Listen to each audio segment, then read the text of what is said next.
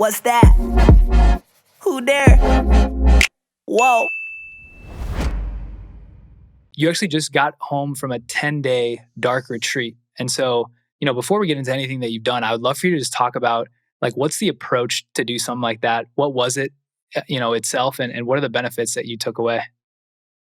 Yeah, so big question. We could probably spend the entire show chatting about this, but I just noticed some bad habits building up during COVID, right? And so if you're listening and these resonate with you, like the first was a lack of boundaries. And so all our work transitioned to remote, which means you can now do 8 meetings a day and you can schedule them back to back. And it's very easy for the other person on the other side to schedule also. So your normal boundaries of commute, social time, eating are gone. Second was gyms were closed. And so I've exercised pretty frequently almost my entire life. And so for the first time, there was a piece of friction to get to a gym, especially in Toronto. Lockdowns have been pretty intense. I think the most intense in North America. So those two things were an issue. And then I also started a second business.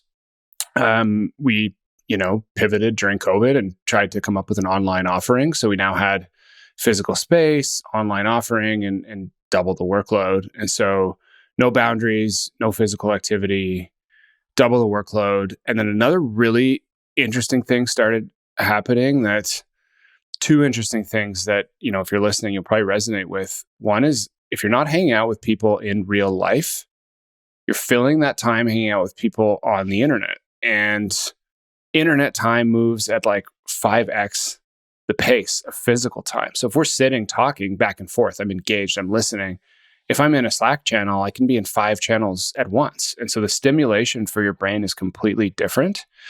So that was one thing that was happening. And then finally, because we're opening a physical business, I got obsessed with COVID and what's actually happening here? Are we going to be able to open? What's the government going to say? What's the vaccination stuff? What are the cases? And so I for the first time in 5 years, had a bad Twitter addiction. And so I was on there checking. And then, I started checking crypto prices after COVID and just kind of got in this rabbit hole of using Twitter a lot. And I found that was bringing up a lot of comparison feelings. And then also, I did a lot of research on this thing called dopamine fasting. And it's just an idea of gaining back your impulse control. And we can talk about problems with addiction, which I struggled with before. And so I could really feel it's this desire for stimulation. And the more stimulation you get through quick reward patterns, whether it's shopping or gambling or emotional eating or excessive internet usage. It's a quick reward pattern that gives you a dopamine hit. And the more of that you get, the dopamine and receptors and reward pathways in the brain change.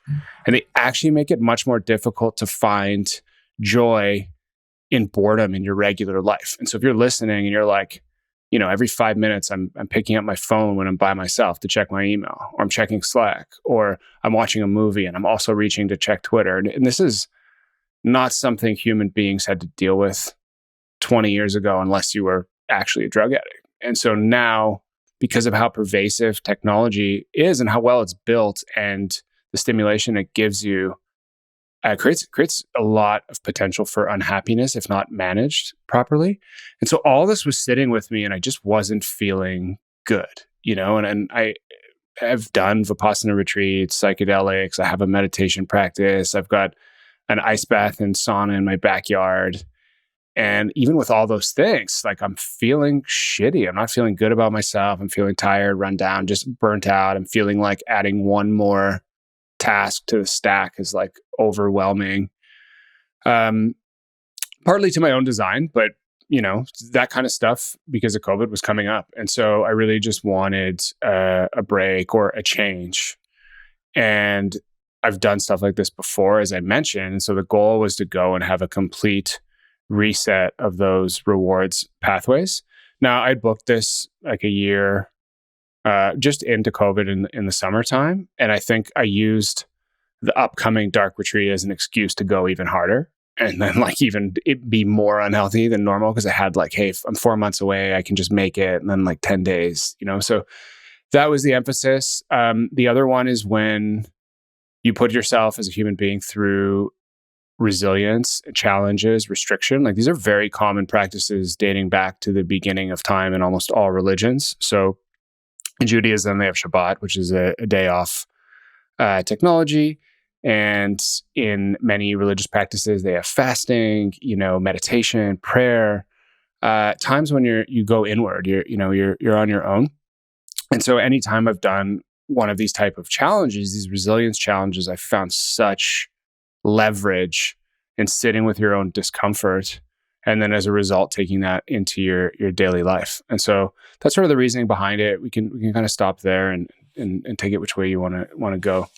Yeah, I mean, it resonates so much with me. I think for me, I've gone down those Twitter black holes as well. And it's gotten to the point where my hand subconsciously reaches for my pocket without me even, acknowledging it, which is crazy. And so I think there's a lot of people listening that are, I would feel like you and I are in the same camp, high performers. You've got big goals. You're trying to grind, make every use of every minute you have. But on the flip side, you don't feel great, and there's something sitting with you, and it's, you've gone to the doctor perhaps, and it's not like a medical condition. It's all inside. And so I think like the self-awareness to know that it's a problem is the first step. So I've definitely acknowledged that. But I think for a lot of people, they haven't, dialed into these retreats, which can be transformative. And so I'd love you to even take it a step further. Like, so you said you went to a cave and you basically lived in a cave for 8 days. What was that like? And how much of a reset did you get on those kind of dopamine triggers? So first thing I would just say, like, this isn't the first step. And so if this is bothering you, I wouldn't be like, hey, you need to go and like live in a complete darkness for 8 days. I'm also super into psychedelic medicines, and I've been sober for 5.5 years, primarily through working with a coach using psychedelic medicines and going to Vipassana retreats. So I'm pretty comfortable sitting in these very challenging spaces. I'd heard about this, and it was partly for the reset, but partly just interested as like what's going to happen, and then partly like, for people who are listening that are high performers, there's often, can I do this? Am I strong enough? Can I face the challenge? And that was really interesting to me. The first time I heard about it, it was somebody in our community, and he pitched it as a psychedelic experience, and that's how he'd heard about it. And so I wasn't that interested. Then I heard a podcast with Aubrey Marcus and one with Kyle Cease, and I reached out to the person who runs the dark retreat. It's called Sky Cave, and we can throw it in the show notes. And this guy was incredible. His name's Scott Berman, and he'd done 20 plus Vipassana retreats. He'd spent a year in silence, and the way he pitched it to me was phenomenal. It was really about finding a new level of awareness and in relaxation, and just in the darkness with no sensation coming in, you lose track of your identity to a degree, and you can play with relaxing. And so specifically with this, so first, to close off on that point, this isn't, where you need to start. And I'll talk a bit about the darkness and what happened there in more detail. But I would say if you're listening, you're like, hey, I'm struggling. A lot of times a vacation isn't what's needed. It's reduction from stimulation. And so it doesn't have to be through one of these hardcore retreats. Just go out without your phone for 2 days in nature. Bring a book if you want. Go with a partner and try and turn off the phone. And so there's some pretty interesting writings from psychologist Cameron Seppa, who runs a company called B Maximus, testosterone replacement therapy. Really cool guy, super high performer. And he's wrote about what he calls dopamine fasting. And the idea is having 2 to 3 hours a night to shut down. So like your computer is closed at X time and you're no longer thinking about work. And, 1 day a week, you're taking time off completely, 1 weekend a quarter, and 1 week a year. And for everybody, no matter how hard you're working, and I've worked with people who are insane, like 18 hours a day, very ambitious, very smart. And at the end of the day, everybody breaks at that pace. And so you may think, hey, I don't have time for that, but this will help you in the end. One of the interesting things that happened in the dark retreat, after about 5-6 days, if you're feeling overwhelmed, every day it feels like I'm getting rained on and I'm just trying to dodge. It's dripping and I'm trying to dodge the drops, right? And I can't, and they're changing each day. And so it just seems overwhelming because my task list is always changing and it feels like I'm always I don't have time to think. And so after 5 days, everything I need to do, all the task lists, like I'm very type A. Like I wake up and I'm like, okay, I gotta do these 10 tasks. Like, let's go, like checking them off, getting, pumped up about it. And in the dark retreat, that stops. Everything stops. It's like you've put up an umbrella. And in that umbrella, you have space. And all of a sudden, creative ideas, things just start meshing, things start tying together. Like, wow, that's a great idea. And if you never have space for like boredom, loneliness, thinking, it's very hard to make those connections and go one layer deeper.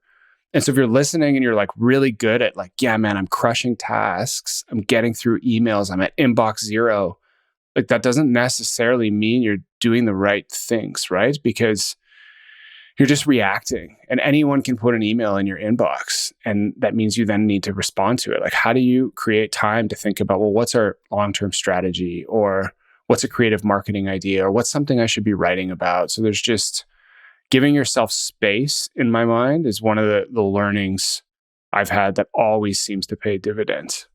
Yeah, man, I totally agree. I feel like task switching is kind of a poison, right? Like the more frequently you task switch and reset and introduce new stimulus, react, finish, new stimulus, react, like that loop is just a poison to creativity and new ideas. And so man, we could talk about that for hours. The dark retreat sounds amazing.